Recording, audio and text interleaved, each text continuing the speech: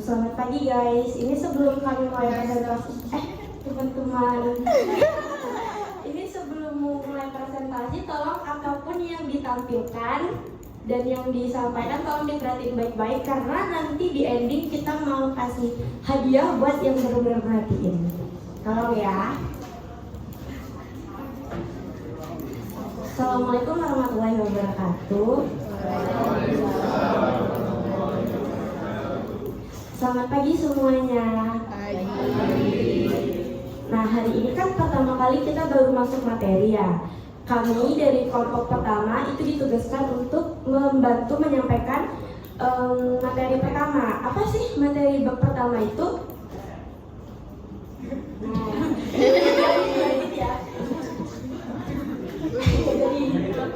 Ya nggak bisa nih, maaf ya teman-teman. Scan.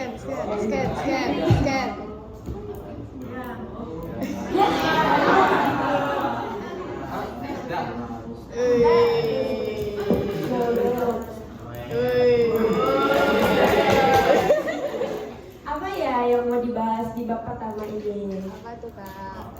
Apa ya? Nah, di bab pertama kita itu mau membahas tentang sejarah kedudukan dan fungsi bahasa dan ragam bahasa. Siapa sih yang mau nyampain? Udah pada kenal belum ya? Belum. Kenalan dulu ya sama rekan-rekan aku. Baik, pertama perkenalkan nama saya Fikri Firmansyah. Nama saya Jawab Rawi. Nama saya Saima Azahra. Dan saya Elsa Salsabila yang bertugas sebagai moderator di pagi hari ini. Kita langsung masuk aja ya. Ya Kak. Sebelum kita mengetahui sejarahnya, kita tuh harus tahu dulu sejarah apa sih yang mau kita ketahui. Kita kan mau tahu ini. Oh iya, maaf kelewatan. Tujuan presentasi hari ini tuh adalah supaya kita tuh tahu dan kita tuh bangga sebagai warga Indonesia yang punya bahasa Indonesia. Karena bahasa Indonesia itu kan sesuatu yang kita gunakan sehari-hari ya. Jadi kita tuh harus kayak senang loh di dalam hati menggunakan bahasa Indonesia. Nah, sebelum kita tahu nih sejarahnya, kita tuh harus tahu dulu apa nih yang mau kita ketahui. Kan kita mau tahu tentang bahasa ya. Bahasa itu apa sih? Gitu. Nah, bahasa itu adalah segala sesuatu yang berkaitan dengan komunikasi karena dia merupakan alat komunikasi yang terstruktur dan tersusun baik secara kata seperti kata-kata, klausa, kalimat. Nah, itu tuh termasuk bahasa. Selanjutnya, aku mengutip nih beberapa bahasa menurut para ahli. Yang pertama itu adalah menurut Jane Eston yang dikutip dari tahun 2008, dia bilang kalau language is a pattern system of arbitrary sound final characterized by structure, dependence, creativity, displacement, duality, and cultural transmission. Apa sih artinya? Artinya bahasa itu adalah sesuatu simbol dari apa ya? Signal suara yang terstruktur dan ya pokoknya yang terstruktur dan terorganisir. Yang kedua, aku ngutip dari FFB tahun 1965 mengatakan bahwa ragam lisan berbeda dengan ragam tulis. Karena apa? Karena kayak gini deh, sekarang aja aku tuh ngomong beda kan sama yang aku tulis di sini. Nah itu, jadi itu beda. Biasanya yang kita tulis itu jauh lebih lengkap dari apa yang kita sampaikan. Selanjutnya adalah asal-usul bahasa. Asal-usul bahasa ini beda-beda loh guys. Ada yang bilang asal-usul bahasa ini muncul sekitar 60.000 tahun hingga 100.000 tahun yang lalu di Afrika. Terus ada lagi yang bilang bahwa pertama kali bahasa itu ditemukan di Mesir pada tahun 3000 sebelum Masehi. Dan ada juga yang bilang tuh kayak sekitar 6000 tahun sebelum Masehi, kan beda-beda ya. Tapi itu menurut aku wajar sih, karena gimana sejarah menciptakan kalau bahasa aja belum ditemukan. Terus setelah ditemukan, baru deh bahasa itu masuk ke Indonesia. Tapi kita kan tahu ya, dulu tuh bahasa Indonesia itu terpecah belah, bahasanya itu beda-beda. Ada yang pakai bahasa Minang, bahasa Sunda, bahasa Melayu, dan lain sebagainya. Tapi lambat laun kita tuh percaya gitu bahwa kita tuh pentingnya kayak kesatuan gitu loh, supaya kita tuh bisa ngobrol sebagai sesama warga Indonesia. Biar dijelasin sama teman-teman aku gimana masuknya sejarah Indonesia itu. Nah, baik. Di sini aku akan menjelaskan tentang perkembangan bahasa Indonesia sebagai bahasa nasional dan bahasa negara. Nah, pertama aku akan membahas dulu peran bahasa Indonesia sebagai bahasa nasional. Nah, peran bahasa Indonesia sebagai bahasa nasional itu ada dua peristiwa di balik itu. Yang pertama ada Sumpah Pemuda 28 Oktober 1928 dan yang kedua disahkannya Undang-Undang Dasar 1945. Ragam bahasa Indonesia baru itu mulai dipakai pertama kali pas Sumpah Pemuda 28 Oktober 1928 hingga detik ini dengan banyak perkembangan yang ada dan perubahan yang ada.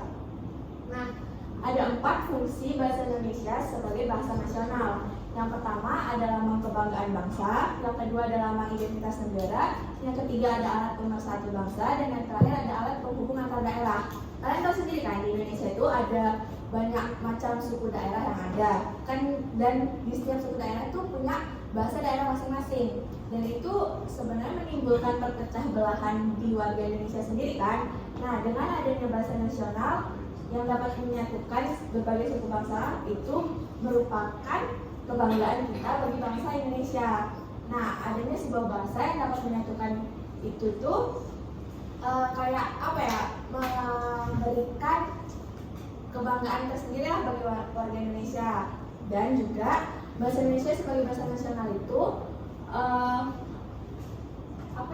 menjadi tinggal franka untuk wilayah Indonesia sendiri. Dan yang kedua, aku akan membahas peranan bahasa Indonesia sebagai bahasa negara. Peranan bahasa Indonesia sebagai bahasa negara itu dikukuhkan pada tanggal 18 Agustus 1945 bab 105 pasal 36. Ada 4 fungsi peranan bahasa Indonesia sebagai bahasa negara. Yang pertama adalah bahasa resmi kenegaraan, yang kedua ada bahasa pengantar dalam dunia pendidikan, yang ketiga ada alat penghubung tingkat nasional, dan yang terakhir ada alat pengembangan ilmu pengetahuan dan teknologi. Bahasa Indonesia itu emang sengaja dirancang itu emang buat ini bahasa iptek, karena dia cuma bahasa Indonesia sendiri yang memenuhi syarat untuk menyampaikan iptek tersebut. Dan selanjutnya akan dibahas oleh Fitri. Baik, terima kasih kepada rekan saya untuk memberikan kelanjutan bagi saya dalam membahas tentang poin ketiga, yaitu adalah ragam bahasa Indonesia. Ya. Nah, dalam ragam bahasa Indonesia ini terdapat 6 poin. Yang pertama adalah berdasarkan waktu penggunaan, yang kedua berdasarkan media, ketiga berdasarkan situasi, 4 berdasarkan bidang atau tema, kelima ragam bahasa berdialek, dan yang keenam adalah ragam bahasa Indonesia yang baik dan benar. Nah, perlu teman-teman ketahui bahwa ragam bahasa ini itu bahasa Indonesia yang mungkin teman-teman ketahui itu adalah alat komunikasi kita sehari-hari yang mungkin memiliki kegunaan atau kegunaan yang berbeda-beda begitu. Nah, pada poin pertama ini adalah berdasarkan waktu penggunaan. Nah, itu dibagi 2. Yang pertama adalah ragam bahasa Indonesia lama. Nah, ragam bahasa Indonesia lama ini sudah lama dipakai sejak zaman Kerajaan Sriwijaya hingga saat dicetuskannya pada Sumpah Pemuda pada tanggal 28 Oktober 1928. Nah, teman-teman perlu tahu bahwa bahasa Melayu ini ada keterkaitannya dengan bangsa Indonesia. Mengapa? Karena sebelum sejauh negara Indonesia itu terbentuk, bahasa Melayu itu sudah secara luas digunakan sebagai bahasa pergaulan atau lingua franca pada kawasan Nusantara. Nah, jadi kita itu bertanya alasan bahasa Melayu menjadi bahasa Indonesia itu apa? Nah, yang pertama adalah bahasa Melayu berfungsi sebagai lingua franca. Yang sudah saya jelaskan sebelumnya bahwa jauh sebelum negara Indonesia itu terbentuk, bahasa Melayu itu kerap digunakan secara luas sebagai bahasa pergaulan atau lingua franca di kawasan Nusantara, lebih tepatnya pada kawasan perdagangan gitu.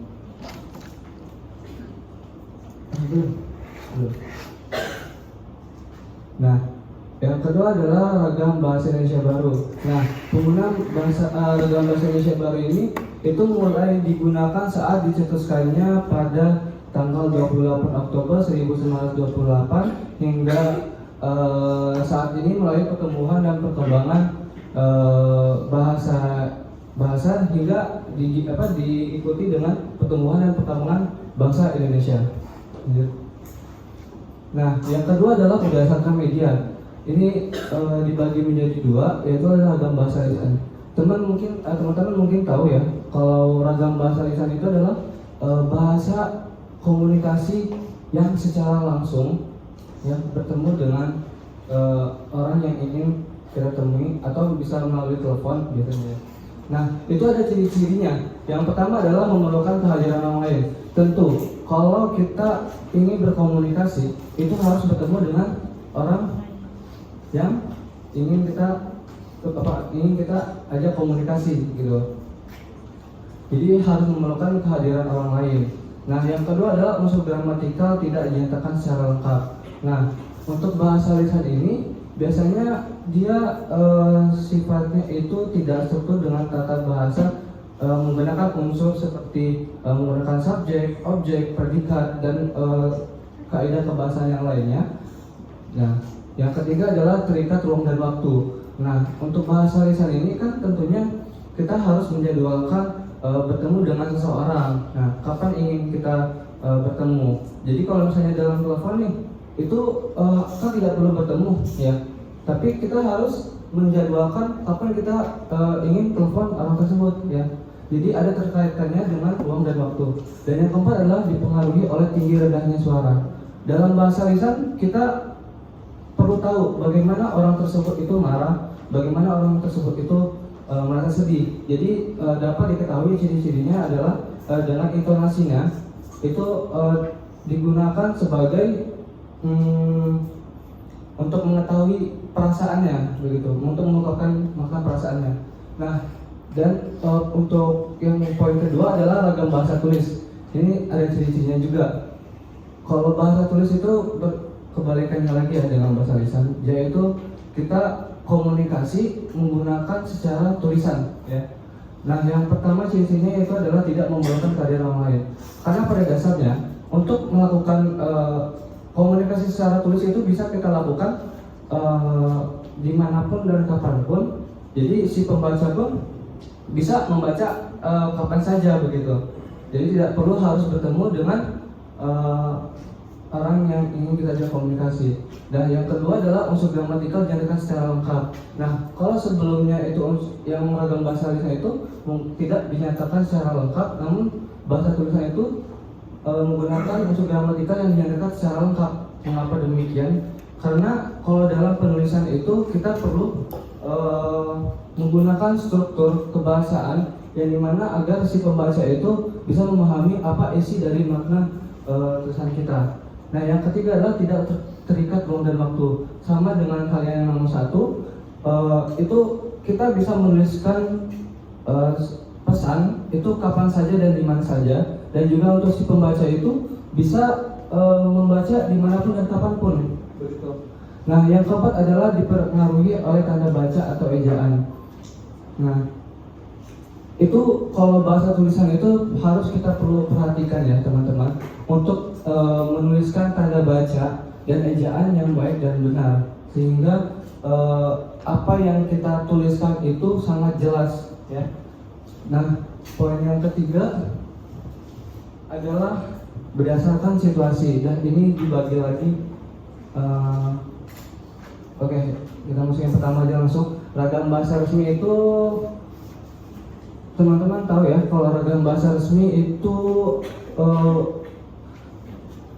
yang bersifatnya itu sangat formal dan juga resmi. Yaitu contohnya itu biasanya seperti pidato resmi, terus juga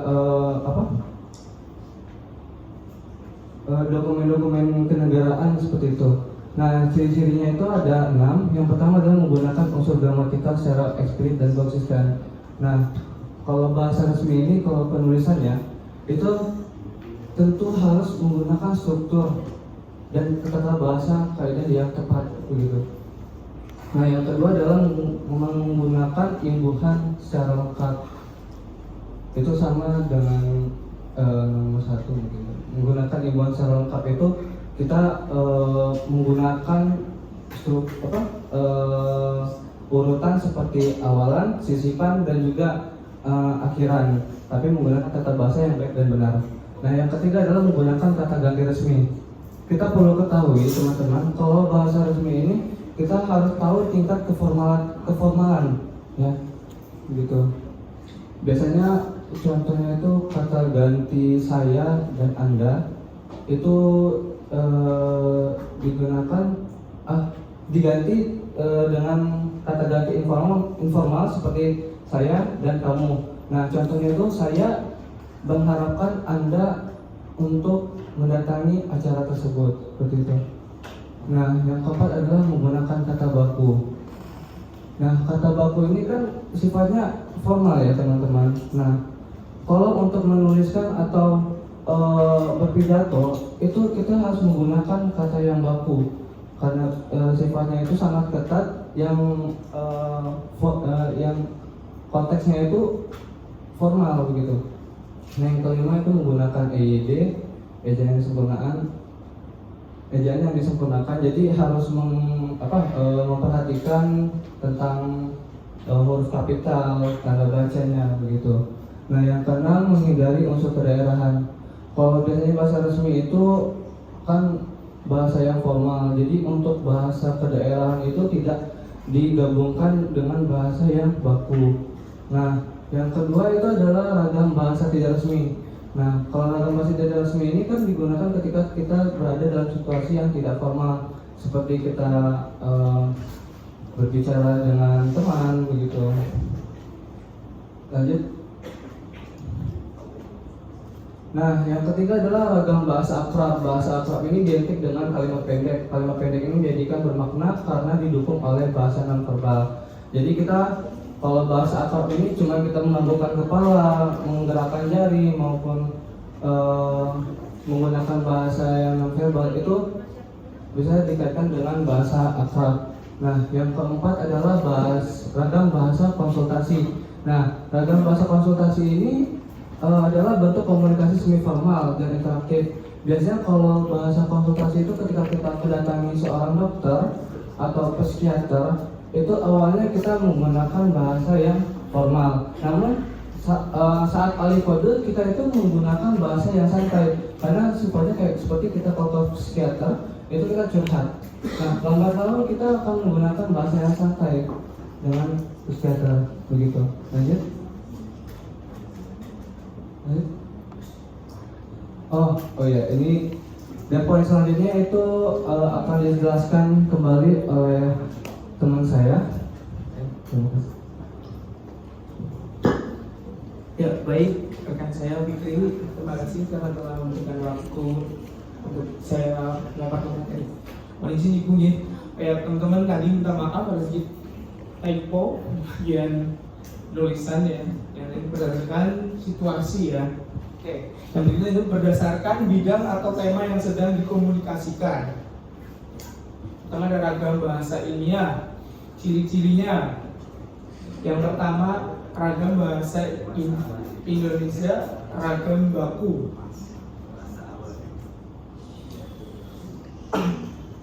Ya, jadi apa sih arti ragam baku? Ragam baku yaitu ragam yang dilembagakan oleh sebagian atau seluruh warga sebagai bahasa resmi, ya, seperti bahasa Indonesia namanya. Yang kedua, penggunaan kalimat efektif. Baik, jadi ini dalam bahasa ilmiah biasa digunakan kita untuk penulisan karya ilmiah. Nah, penggunaan kalimat efektif ini di mana kita harus menggunakan kaidah bahasa yang baik dan benar. Mana kesepakatan antara struktur dan jalan pikiran logis dan sistematis. Nah, ciri-cirinya di mana kalimat efektif itu tidak bertele-tele, tidak ambigu. Terus kemudian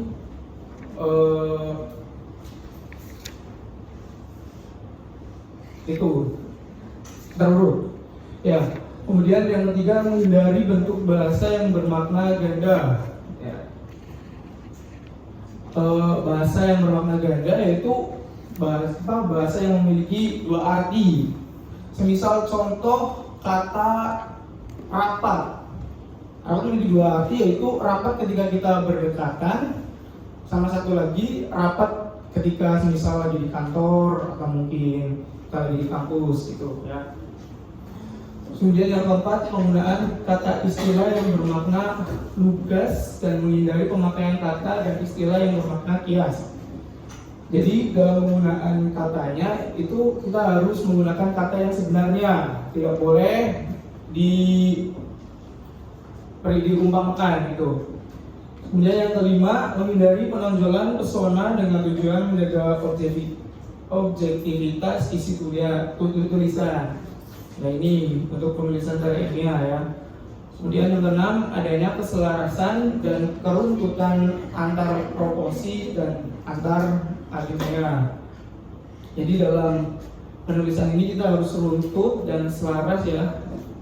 Baik itu secara penulisannya itu harus proporsi di antara alinea. Kedua ada ragam bahasa sastra. Ya, beda dengan bahasa ilmiah, ragam bahasa sastra banyak menggunakan kalimat yang tidak efektif. Nah, kenapa tidak menggunakan kalimat tidak efektif? Ya, karena kita dilakukan agar tercipta pencitraan di dalam imajinasi sang pembaca. Tuh, jadi kita ngomong yang mendengarkan itu sambil menggambarkan. Ya, kemudian yang ketiga, ragam bahasa iklan. Nah, dalam menyampaikan iklan atau bahasa iklan kita harus menggunakan bahasa hiperbola atau melebih-lebihkan, kemudian berpersuasif, ya mengajak gitu kan. Kalau kita harus ngajak nih, gimana caranya biar yang mendengarkan itu terhasut, ya gitu. Terus selain itu ragam bahasa iklan bernada sugestif tadi itu yang mengajak, dan propagandis. Propagandis itu orang yang melakukan propaganda. Kemudian yang keempat, ragam bahasa bidang-bidang tertentu. Ragam bahasa ini digunakan pada bidang-bidang tertentu seperti transportasi, komputer, ekonomi, hukum, dan psikologi. Nah, dalam ragam bahasa bidang-bidang tertentu ini biasanya kita dipakai untuk istilah-istilah di dalam bidang tertentu. Contoh, kalau di bidang kedokteran itu istilahnya ada infus kan, GD. Terus kalau di dunia teknik sipil mungkin abutmen, beton gitu. Ya, yang kelima ada ragam bahasa Indonesia berdialek. Berdialek tahu nggak? Ini tuh kayak menciri khaskan apa yang mereka omongin. Contohnya teman kalian yang dari Sunda akan bertanya. Ya, biasanya kan kita kalau semisal mengenal orang itu, semisal selain menggunakan bahasa Indonesia kita paham dari logatnya gitu. Kalau orang kita kan belakangnya ada atuh.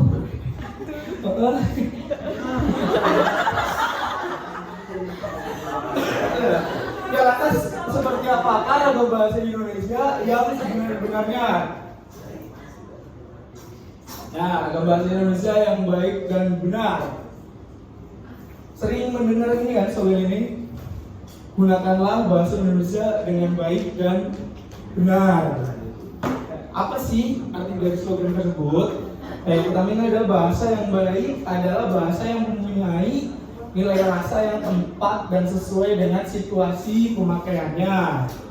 Kemudian yang kedua, bahasa yang benar adalah bahasa yang menerapkan kaidah dengan konsisten. Oke, lanjut. Fungsi bahasa Indonesia dalam mengembangkan kepribadian Indonesia. Ya, kepribadian Indonesia adalah kepribadian Pancasialis. Seluruh kepribadian ini akan tercermin melalui cara berkomunikasi. Ya, contoh mahasiswa yang berkepribadian Pancasialis yaitu adalah mahasiswa yang memiliki kepribadian Pancasila dalam kegiatan akademik maupun non akademik. Ya.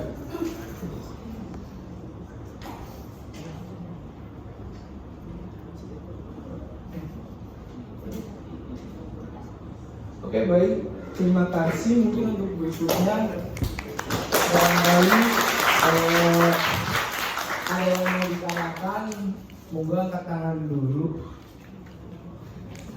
Oh ya, silakan angkat tangan dulu.